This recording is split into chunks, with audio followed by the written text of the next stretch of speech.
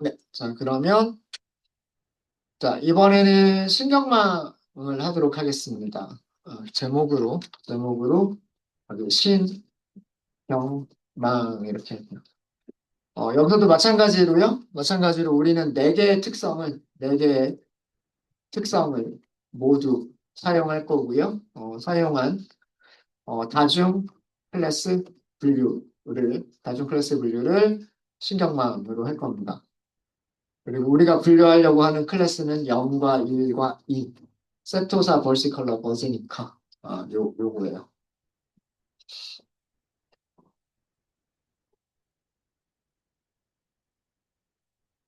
신경망을 만드는 방법이 우리가 지금까지 사용했었던 방법은요.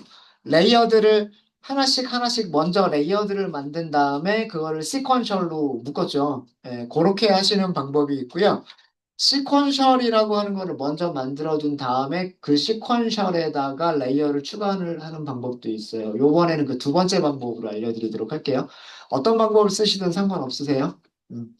자, 그 이전까지 우리가 신경망을 만들었던 거를 보시면은요, 전체 신경망을 만들기 전에 입력층이 어떻게 될 거고 출력층이 어떻게 될 것이다 라고 하는 거를 먼저 설계를 하고 나서 입력층과 출력층을 배열로 만들어서 그거를 시퀀셜의 아규먼트로 줬어요. 그죠? 음, 그래서 이 시퀀셜이 신경망 모델인 거예요. 시퀀셜이라고 하는 클래스 객체가 신경망 모델이었던 거예요. 은닉층을 가지고 있을 때도 마찬가지. 우리가 했던 순서는 입력층을 만들고 은닉층을 만들고 출력층을 만들어서 입력층과 은닉층과 출력층을 순서대로 배열로 만들어서 요거를 아규먼트로 시퀀셜 객체를 만들었어요. 이 시퀀셜 객체가 신경망이었던 거예요. 그죠? 이게 첫 번째 방법이고요. 두 번째 방법은 비어있는 시퀀셜을 먼저 만든 다음에 거기에다가 레이어를 추가하는 방식으로도 만드실 수가 있으세요. 자, 무슨 얘기냐 하면, 자, 두 번째 방법은요. 시퀀셜 객체를 먼저 만드시는 거예요. 자, 모델은 하고서 테라스 점 시퀀셜 하고서 이 시퀀셜이라고 하는 객체를 먼저 생성을 하시는 겁니다. 시퀀셜을 우리말로는 완전 연결 신경망이라고도 얘기를 해요.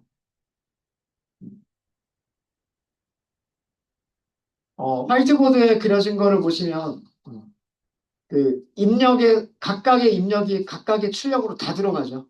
다 연결이 돼 있잖아요. 중간에 뭐 선이 하나 빠져 있거나 그런 거 없죠. 예. 모든 유닛들이 다 하나씩 하나씩 다 연결이 되어져 있어요. 이렇게 모두 연결이 되어져 있는 저런 신경망을 완전 연결 신경망이라고 얘기를 하고요. 케라스에서는 시퀀셜이라고 하는 클래스로 이렇게 만들어져 있어요. 시퀀셜을 만드는 거예요. 근데 여기에는 입력층이 어떻게 되고 출력층이 어떻게 되고 이런 게 하나도 없죠. 그죠? 시퀀셜은 이 모델에다가 애드를 하는 거예요. 모델 객체에 애드라고 하는 메서드가 있어요. 이게 첫 번째, 우리가, 주석을 위에다 쓸까요? 어, 신경망에, 신경망에 입력층을, 제일 처음에 있어야 되는 건 입력층이 먼저 있어야 되겠죠. 출력층이 먼저 애드가 되면 안 되겠죠. 입력층이 먼저 애드가 돼야 된단 말이에요. 그래서 신경망에 입력층을 추가를 하도록 하겠습니다. 입력층을 추가하실 때는 add라고 하는 메서드를 만드시면 되고요. 그 다음에 add라고 하는 메서드를 사용하시면 되고 add의 아규먼트로 입력층을 주시면 돼요. 입력층 만드실 때 어떻게 하시면 되냐면 캐러스, 레이어스, 그 다음에 input 여기에 shape을 주셔야 돼요. shape. shape은 반드시 주셔야 돼요. 자, 여기 모양은 여러분들 결정하실 수 있으셔야 돼요. 입력으로 들어가는 개수가 몇 개예요? 특성의 개수가. 입력으로 들어가는 특성의 개수가 4개잖아요. 그러니까 shape 4, 이렇게 쓰시면 돼요. 그러니까 이게 왜 쉐입이 이렇게 되느냐? 쉐입이 왜 이렇게 되느냐? 입력이 하나, 둘, 셋, 네 개잖아요. 그죠? 입력층으로 들어가는 게 네 개가 있단 말이야, 네 개. 그래서 여기를 4라고 쓰는 거예요. 이해되셨습니까? 이렇게 하시면 입력층이 추가가 된 상태고요. 이제 여기다가 출력층을 연결할게요. 우리 은닉층은 없는 걸로 할 거예요. 신경망에, 신경망에 출력층을 추가하도록 하겠습니다. 그러니까 어디를 추가하겠다는 얘기냐면 요거를 추가하겠다는 요 레이어를 추가하겠다는 얘기예요. 요 레이어. 무슨 얘기인지 아시겠죠? 자, 이 레이어에는 유닛이 몇 개가 있어요? 유닛이 세 개가 있죠. 그죠? 왜냐하면 출력값이 하나가 나오면 안 되고요. 출력값이 세 개가 있어야 되기 때문에 유닛은 세 개가 있어야 돼요. 출력층이. 무슨 말인지 아시겠죠? 그리고 그 출력층에서 사용할 유닛은 그 앞쪽에 있는 입력들이 다 하나씩 다 연결이 되죠. 저렇게 일일이 하나씩 다 연결이 되는 거를 댄스라고 얘기를 합니다. 댄스. 밀집층이라고 얘기를 해요. 그래서 모델, 애드, 캐러스, 레이얼스, 댄스 이렇게 만드시면 돼요. 그리고 댄스에서 유닛은 우리가 3개. 여기 3이 되는 이유를 아셔야 돼요. 출력이 3개가 돼야 되니까 유닛도 3개다. 요거 아셔야 되고요. 그 다음에 액티베이션, 출력 함수, 활성화 함수라고 보통 얘기합니다. 신경망에서. 활성화 함수라고 얘기하는데 확률로 나와야 되죠. 보통 확률이면 시그모이드를 생각하는데 시그모이드는 0과 1 사이의 값, 이진 분류. 다중 분류에서는 소프트맥스라고 써주시면 돼요. 이렇게 하시면 지금 화이트보드에 있는 모양의 신경망이 만들어진 거예요. 서머리 한번 볼까요? 모델.서머리 이렇게 보시면요. 서머리에서 입력층은 보여주지 않는다 그랬죠. 입력층은 안 보여줘요. 뭐만 보여줘요? 그 다음부터 있는 것만 보여줘요. 우리 댄스 하나밖에 안 가지고 있죠. 그래서 댄스층이다라고 하는 걸 보여주고 있는 거예요. 자, 아웃풋. 아웃풋은 몇 개가 있다? 세 개가 있다. 유닛을 세 개라고 했기 때문에 아웃풋이 세 개가 있는 거예요. 자, 파라미터 개수가 15개래요. 그리고 전체 파라미터의 개수 15개고 이 15개는 전부 다 훈련을 통해서 찾아야 되는 파라미터들이에요. 자, 왜 15개인가 생각해 볼까요? 첫 번째 특성이 3개의 출력으로 들어가겠죠? 여기서 3개. 맞아요? 두 번째 특성이 3개의 출력으로 들어가겠죠? 여기서도 3개. 그러면 4 곱하기 3. 12개. 그죠? 어. 여기서 커널에서 12개의 그 가중치들이 나올 거고요. 그 다음에 바이어스가 몇 개 있어요? 유닛이 3개가 있으니까 바이어스가 3개가 있잖아요. 12개 더하기 3개. 그럼 15개. 이해되십니까? 어.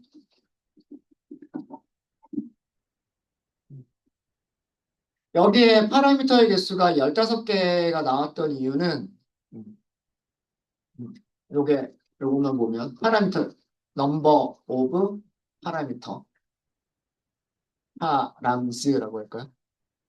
4개의 특성을 가지고 있었죠.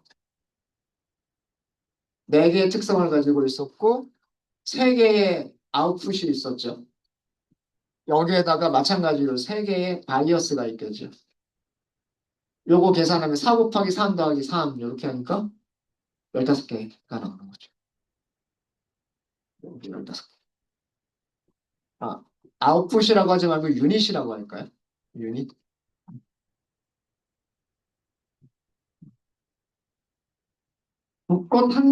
북꽃 한 개가 4개의 특징을 가지고 있었고 각각의 특징들은 3개의 유닛으로 들어가야 되고요. 각각의 유닛들마다 바이어스가 한 개씩 있으니까 4 곱하기 3 더하기 3 하게 되면 15개. 이게 왜 중요하냐면 나중에 우리가 뭐 이미지를 분류를 한다거나 뭐 음성을 분류를 한다거나 그렇게 할 때 이미지는 2차원 행렬, 3차원 행렬로 만들 수 있죠. 그죠? 우리 했었었잖아요. 그죠? 그러면 이 피처의 개수가 그 이미지 크기에 따라서 피처의 개수가 달라지겠죠. 그 다음에 몇 개로 분류할 거냐, 몇 개의 출력이 나올 거냐, 그거에 따라서 달라지겠죠. 어, 그리고 바이어스 결정될 거고. 그러니까, 어떤 모양이 될 것이냐라고 하는 거를 우리가 생각할 수 있으셔야 돼요. 음. 그래서 요거를 지금 설명을 드리고 있는 겁니다. 요거를 설명드리고 있는 거고.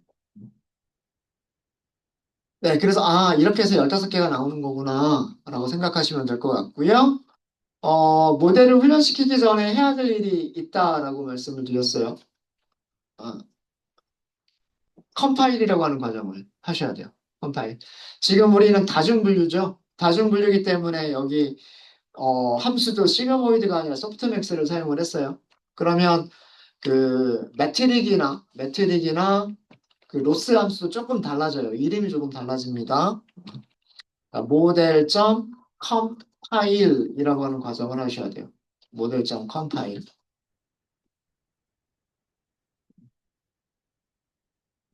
컴파일을 하실 때 옵티마이저를 만드시고요.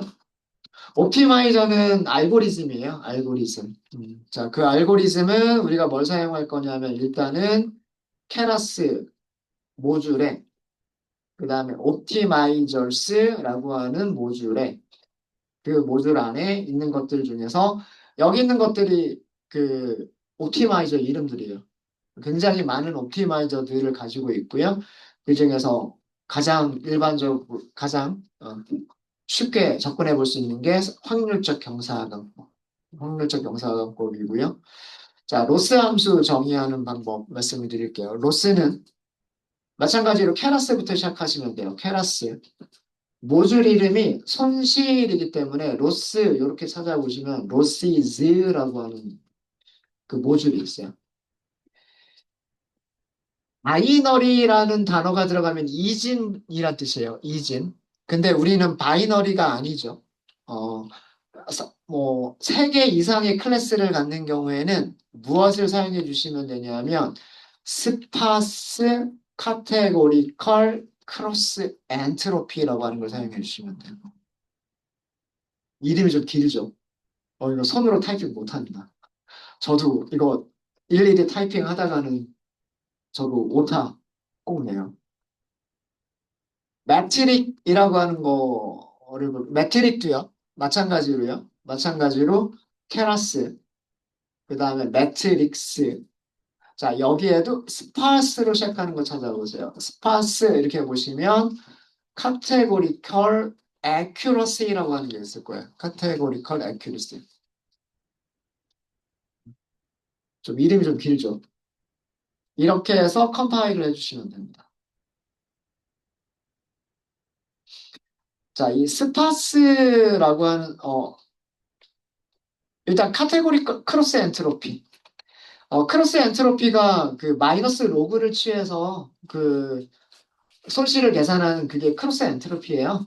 크로스 엔트로피인데 바이너리가 아니라 카테고리컬이라고 붙은 이유는 클래스가 3개 이상이어서 그래서 카테고리컬 크로스 엔트로피 이렇게 한 거고요. 이렇게 한 거고 마찬가지로 그 정확도도 바이너리 이진 분류에서의 정확도가 아니라 3개 이상의 클래스에 대해서 정확도다라고 해서 카테고리컬 애큐러시 이렇게 붙은 거예요. 근데 그 앞에 스파스라고 붙어 있어요. 스파스. 혹시 이 단어 기억나시는 분 계신가요? 스파스. 스파스 매트릭스라고 하는 네, 아마 있었을 거예요. 사이클론인가 사이파인가를 보시면 그 희소행렬 우리말로는 희소행렬이라고 얘기를 하고 얘가 영어로 스파스 행렬은 영어로 매트릭스라고 부르는 행렬이 있어요. 이 행렬 어떻게 생긴 게 스파스 매트릭스죠? 굉장히 큰데 대부분의 원소들이 0으로 채워져 있고 0이 아닌 값은 몇 개 없는 거. 순서 0과 1이 들어가 있는 0과 1이 들어가 있는 그런 순서는 그렇게 중요하진 않아요. 아 그리고 꼭 1일 필요는 없어요. 꼭 1일 필요는 없고. 행렬인데 대부분의 원소들이 0이고 0이 아닌 값들은 극히 일부 희소하게 들어있는 있는 그런 행렬을 희소행렬이라고 얘기를 한다. 희소행렬. 어. 자, 우리 자, 희소행렬 개념 아시겠죠? 그러니까 대부분의 원소들은 다 0이고, 그리고 0이 아닌 값들은 그 극히 일부만 있는 원소로 갖는 그런 행렬을 희소행렬, 영어로 스파스 매트릭스라고 얘기를 해요. 앞에 스파스가 붙어 있는 이유가 그거예요. 자, 손실 계산해 볼게요. 우리 150개 샘플이 있죠. 150개 샘플이 있는데 손실 계산해야 되잖아요. 그죠? 그러니까 여기 행이 150개가 있을 거고, 제로가 될 확률, 1이 될 확률, 2가 될 확률, 요거에 대해서, 그죠? 세 개의 카테고리에 대해서, 그죠? 어. 실제 값이 0인 경우는 여기서 손실 계산할 거고, 여기서 손실 계산할 거고요. 나머지는 그냥 다 0으로 채울 거고, 그쵸? 어. 그 다음에 만약에 실제 값이 1인 경우에는 여기서 손실 계산할 거고 나머지는 다 0으로 채울 거고. 그죠? 어, 어, 클래스가 2인 경우에는 이 확률만 가지고서 손실 계산, 로그 치해 가지고 손실 계산할 거고 나머지는 다 0으로 채울 거고. 그러니까 이게 손실에 대한 게 매트릭스로 나오는데 희소행렬 형식으로 나오는 거예요. 이해되십니까? 에큐리시도 마찬가지. 에큐리시. 그래서 그 이름이 스파스 카테고리컬 엔트로피라고 해서 이렇게 이름이 좀 복잡하게 길게 나와 있는 거예요. 음. 정확도도 마찬가지. 그냥 accuracy 이렇게만 해버리면 참 좋을 텐데, 그렇게만 해버리면 좋을 텐데, 좀 길게 스파스 카테고리컬 accuracy 이렇게 되어 있는 거예요. 뭐 자동 완성이 되니까 몇 단어만 스파스 요 정도만 단어만 기억하시면 그 뒤쪽에 있는 것들은 코드 추천을 통해서 자동 완성이 되니까 그렇게 해서 사용을 하시면 될 것 같아요. 그러니까 그 단어가 좀 길 뿐이고요. 단어가 좀 길 뿐이고 확률적 경사 하강법으로 크로스 엔트로피를 최소화하는 그런 훈련을 하도록 하겠다라는 거고, 그 다음에 모델을 평가를 내릴 때 얼마나 좋은 모델이냐라고 하는 거는 액큐러시를 가지고 평가를 하겠다라는 그런 의미다라고 생각을 하시면 돼요. 확률적 경사하강법으로 크로스 엔트로피를 최소화시켜주는 그런 훈련을 하겠다. 그리고 모델 평가는 정확도로 평가를 하겠다. 이렇게 생각을 하시면 됩니다. 그게 컴파일의 의미예요. 컴파일의 의미. 자, 컴파일이 끝나고 나면 이제 모델을 훈련시키면 되는 거예요. 여기까지가 모델 컴파일이었던 거고요. 그 다음 단계로 하시는 게 모델 훈련이에요. 훈련은 사이클론과 비슷하게 캐나스에서도 fit이라고 하시면 돼요. 모델.점 fit 이렇게 하시면 되고 x가 피처, 여기 우린 데이터라고 했죠. 그 다음에 y가 그 레이블들, 그러니까 타겟이라고 하시면 돼요.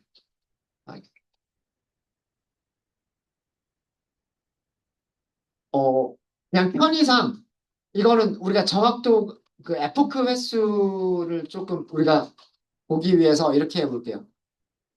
에포크스라고 하고 여기를 10번만 해볼게요.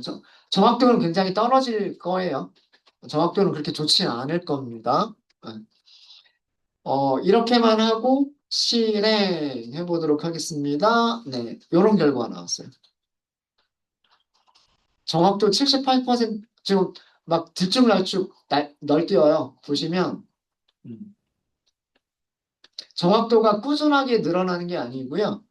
33%, 57%, 80%가 됐다가 82%가 됐다가 78%로 줄었다가 76%로 더 줄었다가 다시 82%로 늘었다가 그 다음에 뭐 78%로 줄었다가 약간 널뛰기 하죠.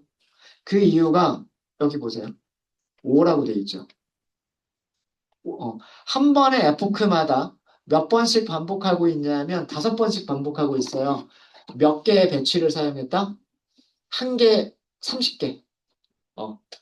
30개를 배치 사이즈로 사용해서, 그죠? 그러면은 30 곱하기 5 하면 150개 샘플이 되잖아요. 그러니까 그 가중치들을 계산할 때 샘플을 30개씩 뽑아가지고 계산을 한 거예요. 그러다 보니까 하나씩 하나씩 계산할 때는 꾸준하게 이렇게 정확도가 좋아지는 모습이 보이는데, 근데 이렇게 막 여러 개를 한꺼번에 이렇게 하게 되면 약간 들쭉날쭉 하면서 점점 개선되어지는 모습이 보여요.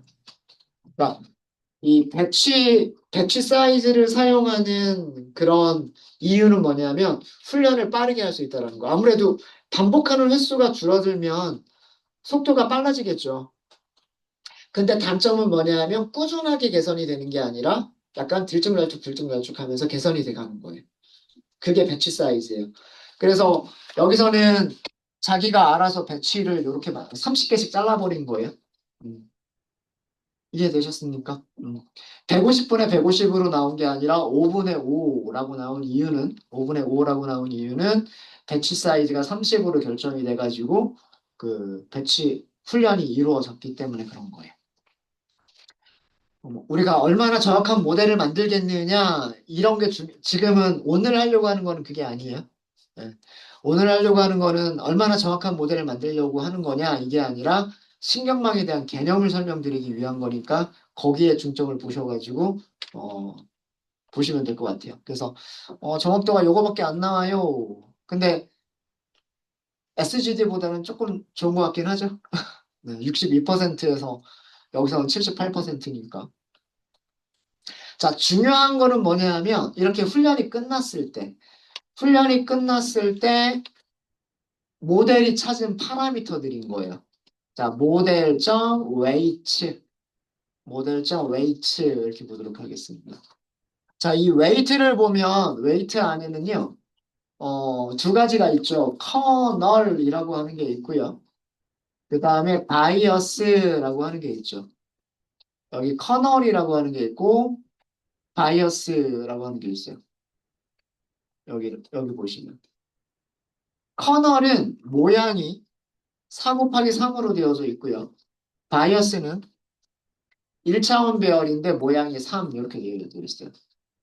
어, 이런 모양의 2차원 배열이고요. 바이어스는 이런 모양의 1차원 배열입니다. 왜 이런 모양이 나왔는지를 이해를 하셔야 돼요.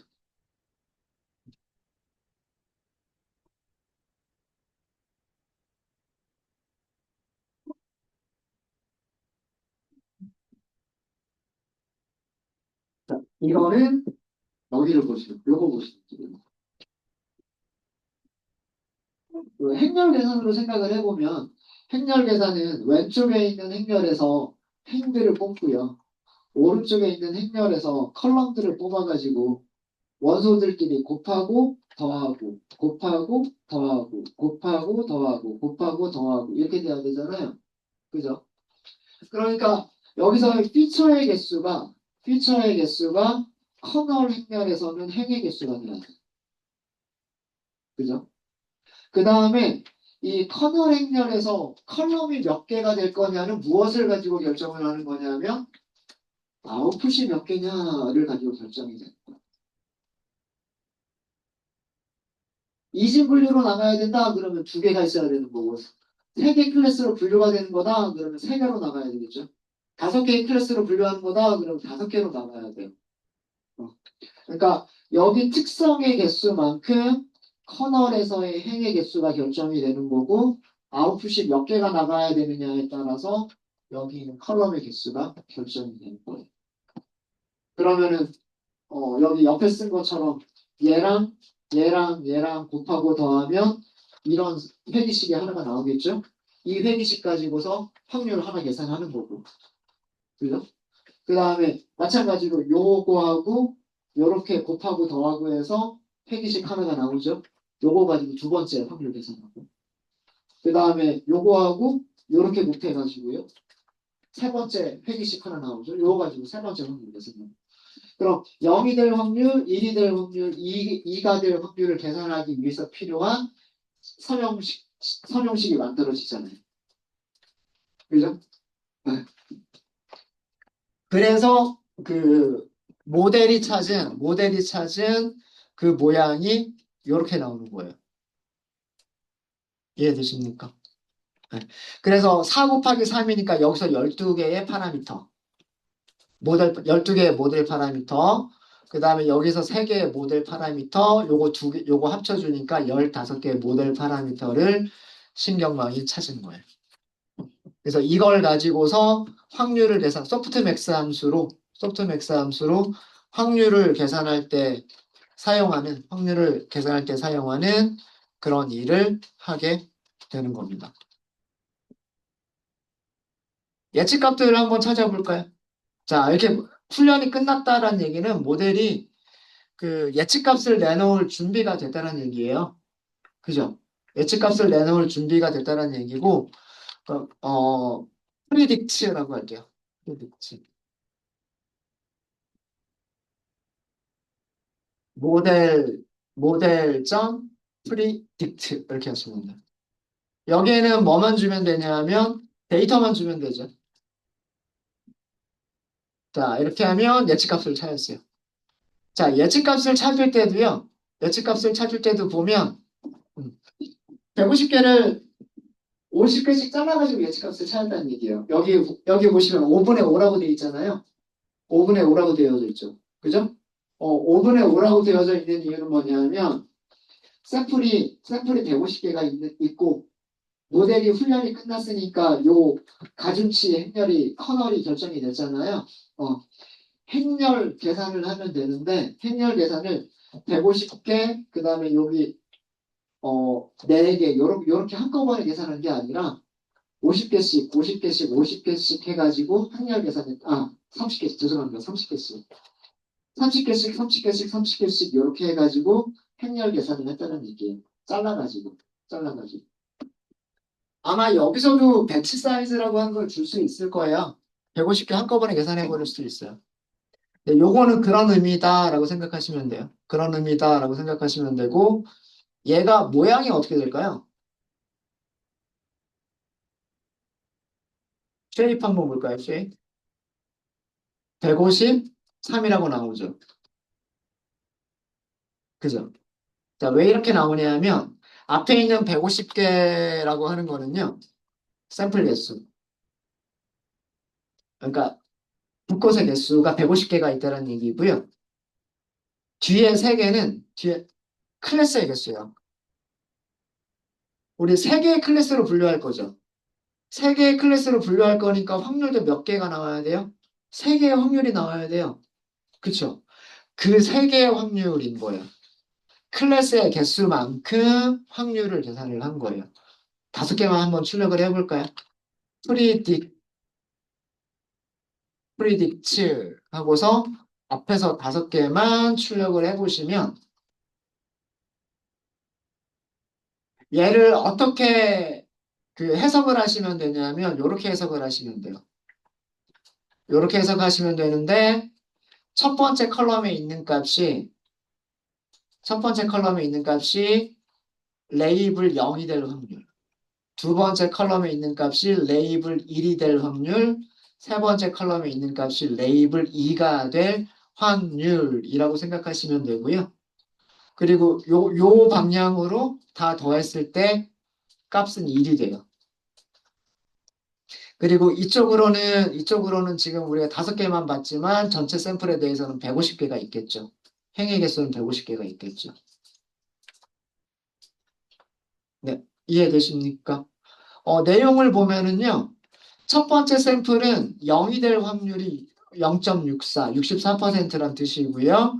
1이 될 확률이 0.33, 33%란 뜻이고, 그 다음에 2가 될 확률이 0.02, 2%란 뜻이에요. 그럼 확률이 가장 높은 게 0.64죠. 그죠? 그럼 예측값은 세토4하고 예측을 한다. 레이블 0이라고 예측한다라는 그런 뜻이에요. 이해되셨습니까? 그래서 그 실제로 레이블을 바로 주는 게 아니고요. 레이블을 바로 주는 게 아니라 예측값을 줘요. 예측값을 줍니다. 예측 확률들을 줘요. 신경망에서 이 프리딕트는 분류 문제일 때, 그 예측 레이블들을 직접 주지 않고요. 예측 레이블, 확률들을 준다. 그래서 모양이 이런 모양이다라고 하는 거예요. 이런 모양이다. 전체 샘플의 개수, 전체 클래스의 개수. 그래서 각 클래스가 될 확률들을 이렇게 리턴을 해주는 거예요. 확률들을 알면 그 당연히 값들을 알 수가 있겠죠. 그죠? 그리고 아마 제가 레이블 네. 정확도 같은 경우에는 evaluate 함수 이용하시면 돼요. evaluate 함수를 이용하셔가지고 확률을 계산할 수 있도록 데이터하고 그 다음에 타겟을 줘가지고 이렇게 주시면 77.3%의 정확도를 보여준다라고 하는 거를 보실 수 있으세요.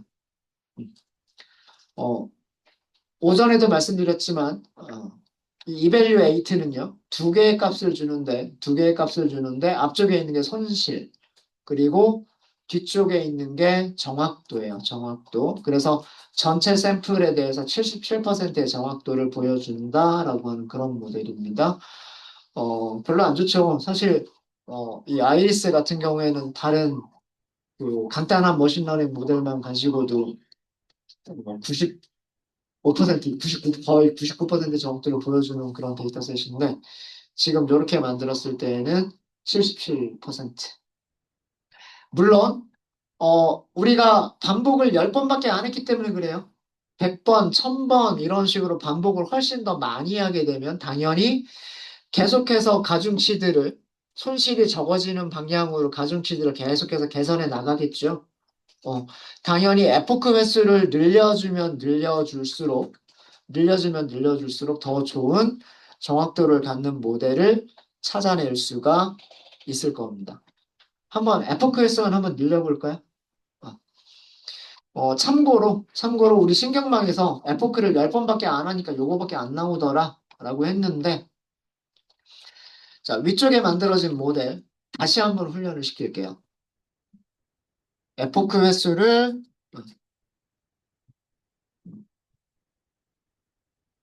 에포크 횟수를 증가시켜서 훈련을 시켜보도록 하겠습니다. 삑! 이렇게 하시면 돼요.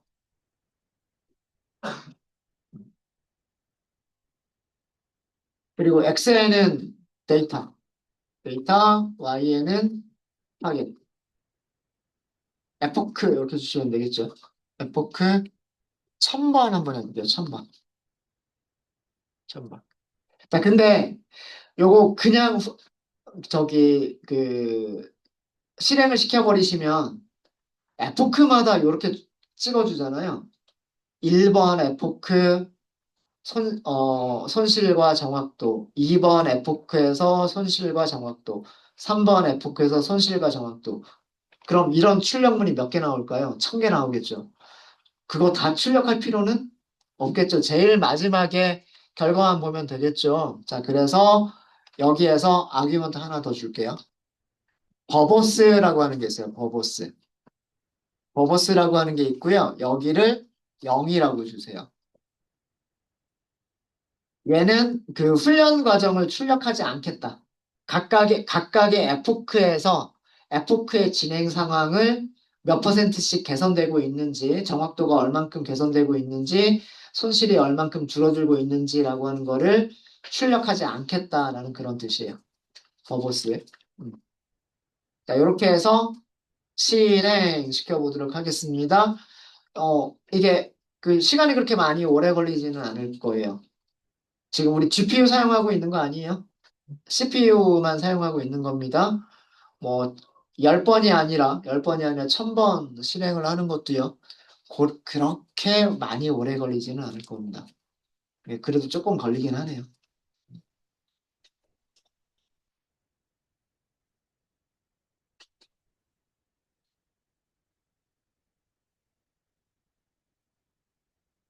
이렇게 많이 걸리던가?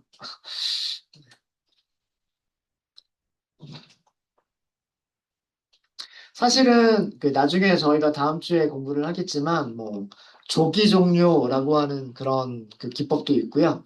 그러니까 에포크를 1000번이라고 지정을 하더라도 만약에 정확도가 얼마 이상이 되거나 뭐 얼마 이상 개선이 되지 않으면 미리 빨리 끝내버리는 그런 방법도 있어요. 네, 그런 여러 가지 기법들을 사용할 수가 있습니다.